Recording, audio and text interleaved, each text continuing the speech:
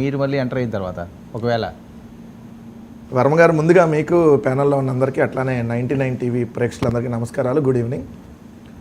అమరావతి అంతకుముందు కూడా రాజధాని, జగన్మోహన్ రెడ్డి గారు ఉన్నప్పుడు కూడా అమరావతి కూడా రాజధాని. అమరావతితో పాటు మరొక 2 చోట్ల రాజధానులు పెట్టాలని చెప్పి నిర్ణయించుకున్నాం. అది న్యాయస్థానాల్లో ఉంది, స్టిల్ న్యాయస్థానాల్లోనే ఉన్నటువంటి పరిస్థితి.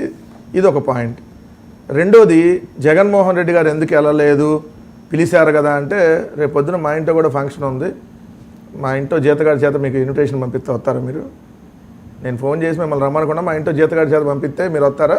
చంద్రబాబు నాయుడు గారు కూడా మా ఇంట్లో డ్రైవర్ చేత పంపిస్తే ఇన్విటేషన్ వస్తాడా? ఎవరు వచ్చారు? ఎవరో ఒక ఎంప్లాయ్, ఆంధ్రప్రదేశ్ రాష్ట్రంలో ఉన్న లక్షలాది మంది ఎంప్లాయీలో ఒక ఎంప్లాయ్ వచ్చి జగన్మోహన్ రెడ్డి గారి ఆఫీస్ దగ్గరకు వచ్చి, జగన్మోహన్ రెడ్డి గారు ఉన్నారా లేదా అంటే, ఆయన లేడంటే పిఏకి ఇచ్చేసి మేము ఇన్విటేషన్ ఇచ్చాక రమ్మంటే, ఏ హోదాలో ఇచ్చారు, దేని ప్రకారం ఇచ్చారు, ఎలా ఇచ్చారు, ఇన్విటేషన్ ఇచ్చిన విధానాన్ని బట్టి వస్తారు. మా ఇంట్లో కూడా ఫంక్షన్ ఉంది, లొకేషన్ వాళ్ళ అబ్బాయిలకి మా డ్రైవర్ చేత పంపిస్తారు, రమ్మనండి, వస్తారా? మాట్లాడటానికి కనీసం సిగ్గు ఉండాలి కదా. ఎవరైతే ఇన్విటేషన్ పంపిస్తారండి? చిరంజీవి గారికి ఇన్విటేషన్ ఎవరు ఇచ్చారు? స్వయాన చంద్రబాబు నాయుడు గారు వెళ్ళి ఇచ్చారు. ఇచ్చినా కూడా రాలే మరి ఆయన, ఎందుకంటే సోషల్ మీడియాలో ఆల్రెడీ దొబ్బుతున్నారు కదా.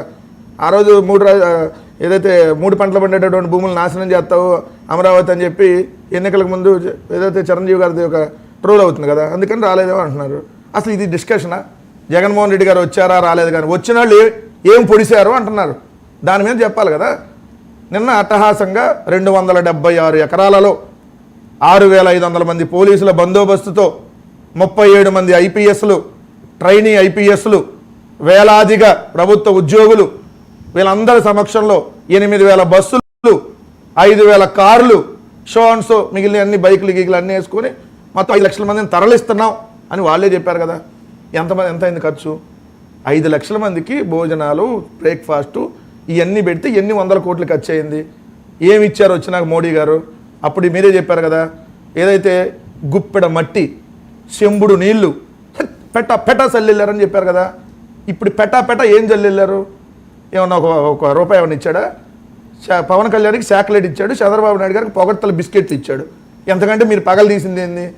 దీనికి మీటింగ్ అంట, ఇది పునఃప్రారంభం అంట. ఏంటి పునఃప్రారంభం అంటే? ఎవడన్నా కట్టినాక ప్రారంభిస్తానికి పిలుస్తారు. చెల్లికి జరగాలి మళ్ళీ పెళ్ళి అన్నట్టు ఈ అమరావతికి జరగాలి మళ్ళీ శంకుస్థాపనలు. ఓసారి చంద్రబాబు నాయుడు గారు, ఓసారి మోడీ గారు, ఓసారి అరుణ్ జైట్లీ, ఓసారి ఆ సింగపూర్లో అరెస్ట్ అయిన ఈశ్వరన్ మంత్రి, ఓసారి వెంకయ్య నాయుడు, మళ్ళీ ఇంకోసారి మోడీ. దీనికి 100 కోట్లు ఖర్చు. ఎవరి డబ్బు సొమ్ము? మీ సొంత డబ్బులు ఏమన్నా హెరిటేజ్లో సొమ్ములు పెడతారా? తీసుకొని వచ్చి ఆంధ్రప్రదేశ్ రాష్ట్ర ప్రభుత్వం డబ్బులు ఖర్చు పెట్టారా? ఏమి ఇచ్చారు వచ్చినాక? వీళ్ళందరూ ఇప్పుడు మేధావులు వస్తారు. వచ్చాడా డిబేట్లోకి? వచ్చాడు కదా బాలకోటయ్య గారు. ఈయన చట్టబద్ధత కల్పించాలి అమరావతికి, వీళ్ళు ఛానల్ రోజు మరి అడగలేదే?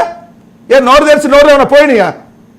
మోడీ గారు పొగడ్తలు వచ్చినాయి కదా, పెద్ద కేకలేశారు కదా, నమో అని పిచ్చిగా అరిశారు కదా.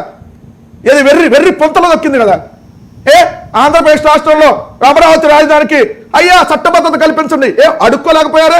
అడగలేకపోయారా? ఏమయ్యా విభజన చట్టంలో హామీలు ఏమని అడగలేకపోయారా? అయ్యా ఒక ముష్టన్నా ఏంటి ఒక 2000 కోట్లు అమరావతికి ఏం అడగలేకపోయారా? ప్రపంచ బ్యాంక్ నుంచి 15,000 కోట్లు అప్పిప్పించారు, సాల్వ్ అయిపోయింది మీకు. దీనికంటే మళ్ళీ జగన్ గారు ఎందుకు రాలేదు? ఇంకో 45,000 ఎకరాలు 3 పంటలు పండే భూములు